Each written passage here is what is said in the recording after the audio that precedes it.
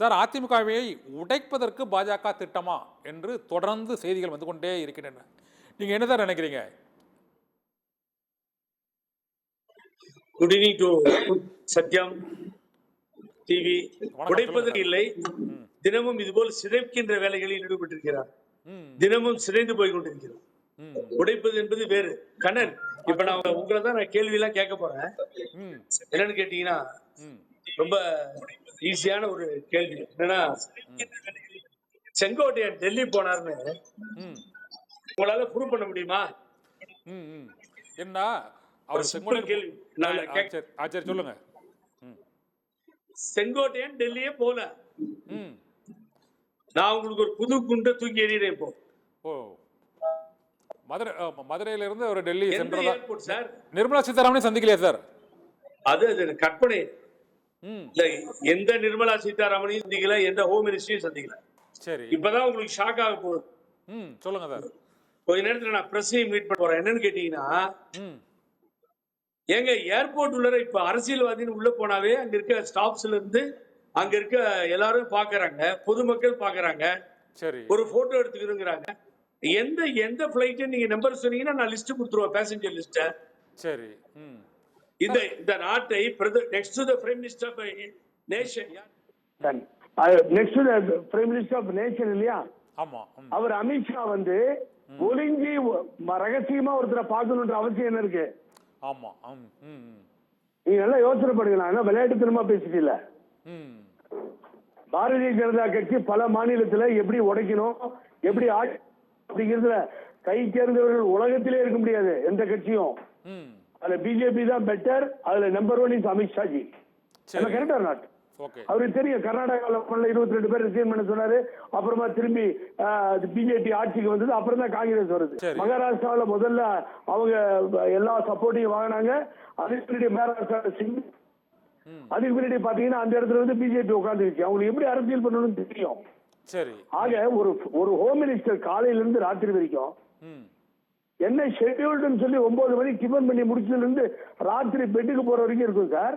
இதுல நடுவுல எங்க செங்கோட்டையனை பார்த்தாரு. செங்கோட்டையனை பார்த்துட்டு பூகம்பம் ஏற்பட்டு போச்சு, ரகலையா போகுது. தனி ஆதரவாளர்களை சந்திக்கிறார். எந்த ஆதரவாளர்கள் இருக்கிறார்கள் சொல்லுங்க, நான் தெரிஞ்சுக்கிறேன். நான் இவ்வளவு நாள் ஓபிஎஸோட இருந்தேன். அவரால் முடியல, நல்லவர் வல்லவர் இல்லைன்னு சொன்னேன். கடைசியில அவர் 4 எம்எல்ஏ வச்சுக்கிட்டு இருக்காரு. செங்கோட்டையன் மேல எனக்கு எந்தவித கோபமும் இல்ல. நான் பொய் பேச மாட்டேன், அவசியம் இல்லை. சரி, இந்த செய்திகளை சார், நீங்க செங்கோட்டையன் அவர் டெல்லிக்கு போகல, அமித்ஷாவை சந்திக்கல, நிர்மலா சீதாராமன் யாரும் சந்திக்கலங்கிறீங்க. ஆனா 3 நாட்களாக அவர் டெல்லிக்கு போனார், இவர்களையெல்லாம் சந்தித்தார் என்ற செய்திகளை கசிய விடுவது யார்? ஏன் இன்னும் செங்கோட்டையன் அதற்கு மறுப்பு தெரிவிக்கவில்லை? எடப்பாடி பழனிசாமியும் அதற்கு மறுப்பு தெரிவிக்கவில்லையே, அது ஏன்? இப்போ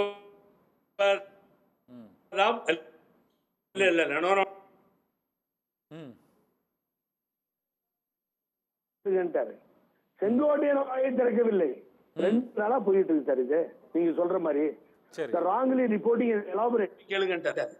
செங்கோட்டையன் வாயை திறக்கவில்லை, 2 நாளா போயிட்டு இருக்கு சார். இது நீங்க சொல்றது உடனே உள்ள வந்து சார் நான் வந்து யாரையும் சந்திக்கலீங்க, டெல்லி போகலீங்க. இல்ல டெல்லி போனங்க, சந்திச்ச இவருடைய தலைமை தூக்கி எறிகிற வரைக்கும் செங்கோட்டையன் ஓய மாட்டேங்க. அத்திக்கடவு அவினாஷ் திட்ட அம்மா படம், தலைவர் படம் எல்லாமே என்னைக்கு பண்ணாரோ அவரை எதிரியா பாக்கிதான் சொல்ல வேண்டியதுதானே. கோபிச்செட்டிப்பாளையத்துல என்ன நடக்குது?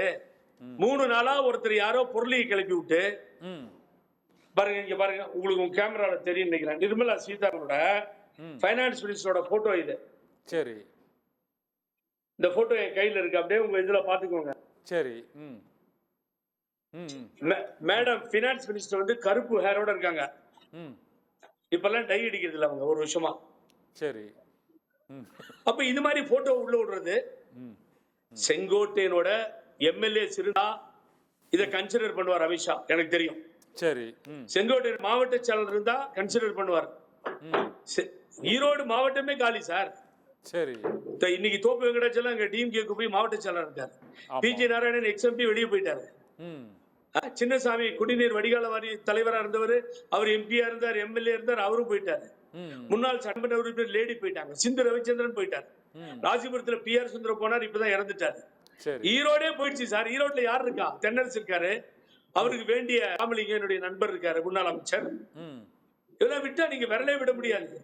ஈரோடுடைய நிலை இது.